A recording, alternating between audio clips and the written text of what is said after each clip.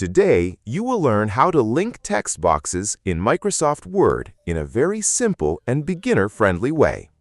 Welcome to Easy Guide YouTube channel.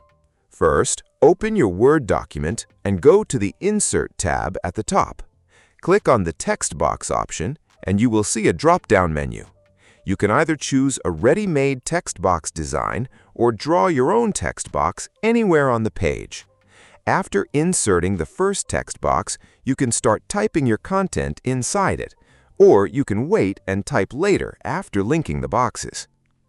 Now you need a second text box. Again, go to Insert, click Text Box, and add another one. If you selected a pre-formatted text box, it will contain sample text inside. This is very important. The second text box must be completely empty before linking. So click inside the box, select all the sample text, and press the Delete key to make it empty. Next, click to select your first text box. Once selected, a new tab called Shape Format will appear at the top. Inside this tab, look for the option called Create Link in the text section. Click Create Link. You will notice your mouse cursor changes into a small picture icon. This means Word is now ready to connect this box to another one. Move your picture cursor over to the second empty text box and click inside it. That's it. Your two text boxes are now linked. Now when you type text inside the first box and it becomes full, the extra text will automatically continue inside the second box without you doing anything. You can repeat this process to add even more text boxes.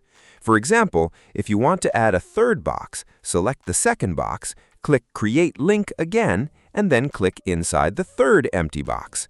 This way, you can create a chain of text boxes across pages, columns, or different parts of your document. One very helpful thing is that you can move these text boxes anywhere in the document, even onto different pages, and the link will not break. You can rotate the boxes or change their position freely. The text will still flow correctly between them. If you resize any of the linked text boxes by dragging the corners or edges, Word automatically adjusts the text. If you make the first box smaller, some text will shift to the second box. If you make it larger, text may move back into the first box. This automatic adjustment saves a lot of time when designing layouts. Another important point is formatting.